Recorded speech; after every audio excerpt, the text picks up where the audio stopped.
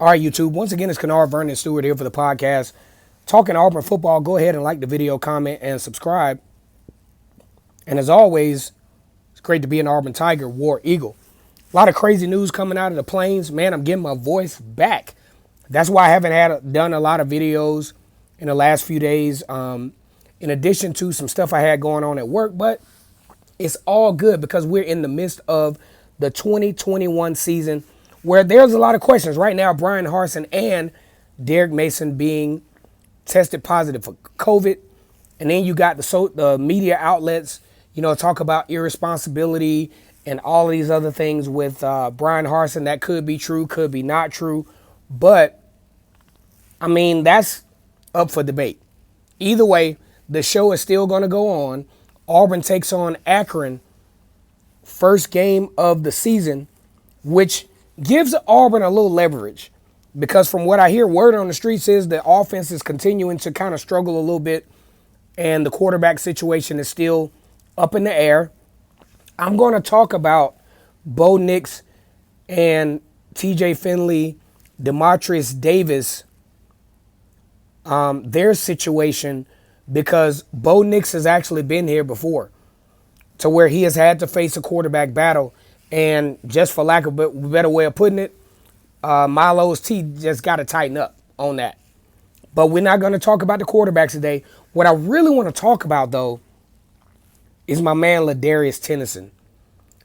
Ladarius Tennison, from all intents and all reports, is about to make the switch to safety.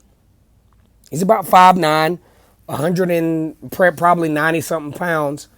But this is nothing new to Ladarius Tennison. Ladarius Tennison is an absolute dog. If you look at these highlights that I got on this video, Ladarius Tennison was a dog on both sides of the field. That's why you see him listed as an athlete during his recruitment.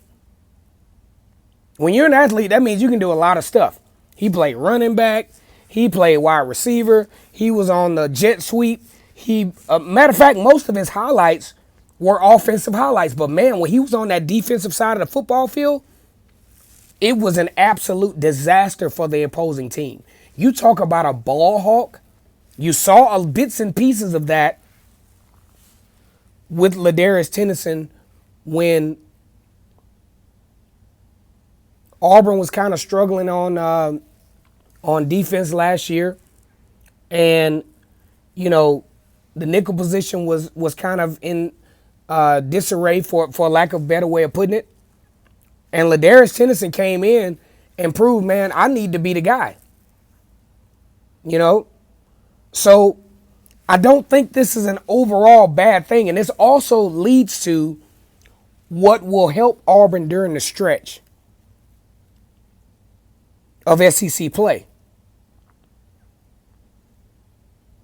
Auburn will have to have diversity in the secondary and be able to put guys in multiple positions to be able to combat what they're going to see. Ole Miss, you already know what that is, what that's going to look like. You kind of sort of know what it's going to look like against Arkansas. LSU, with their quarterback situation, well, that's up in the air. But then you talk about teams like Georgia and Alabama. You're going to have this type of diversity to be able to make this stuff work. And Ladarius Tennison, his ability to be flexible. You can put this dude at nickel. You could put him at the boundary cornerback. I wouldn't say field, because he could probably do it. But I'm a little more comfortable with him at the boundary cornerback. Then, let's just say, in the Mississippi State game, when Mississippi State wants to do the whole air raid thing, you just put Ladarius Tennison where you need him, right?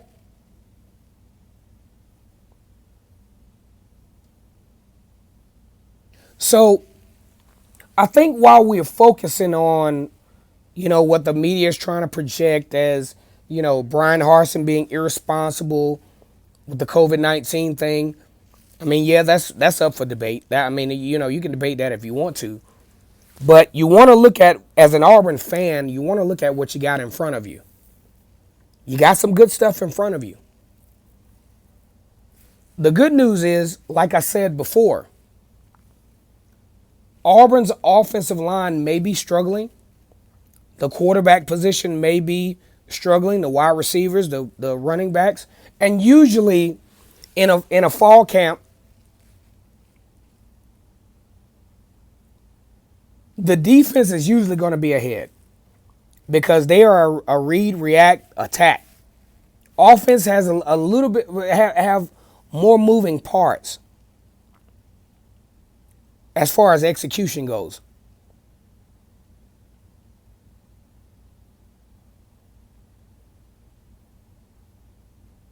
Also, while we're here, I want everybody to go ahead and click the subscribe button.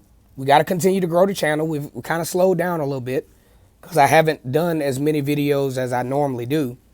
But still, if you look on average, I mean, shit, I do. If you look over the past 2 years, if you look on average, I still do about 2 videos a day, but I've kind of taken off a little bit. Like I said, had some work stuff going on. I went to go visit my lovely mother. Man, we had a good time down there in Tuskegee.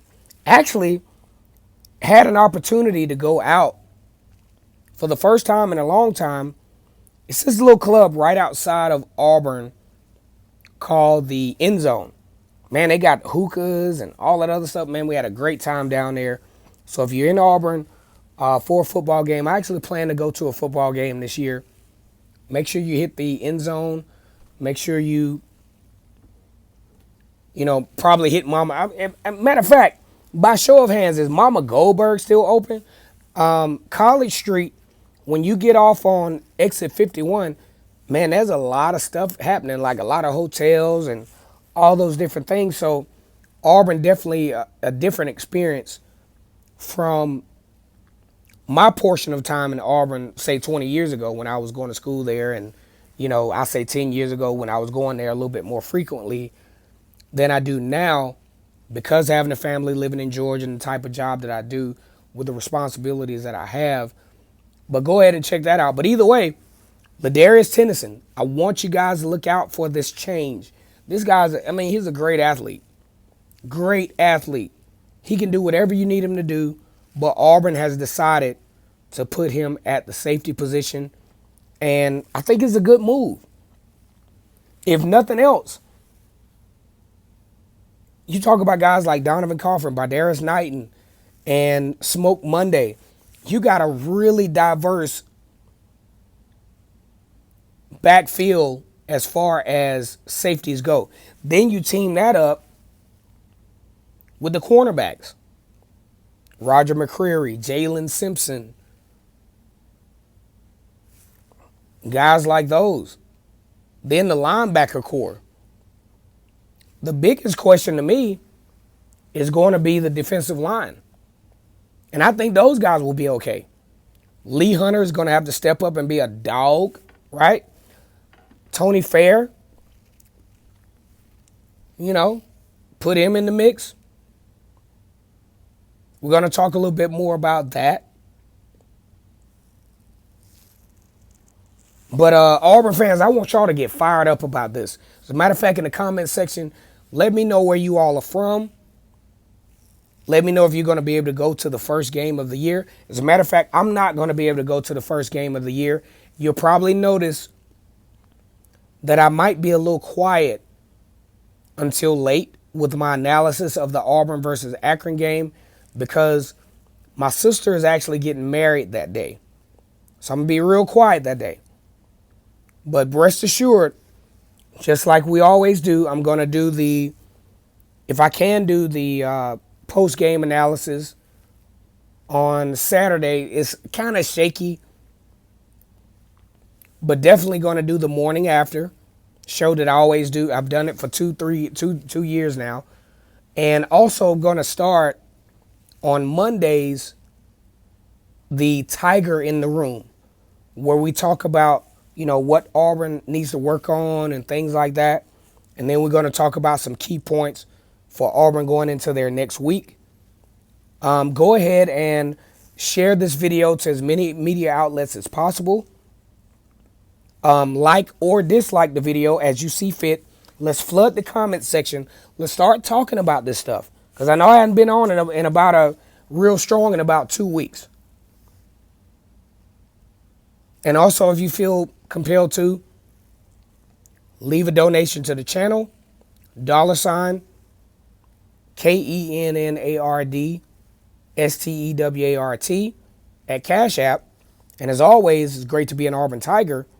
War Damn Eagle.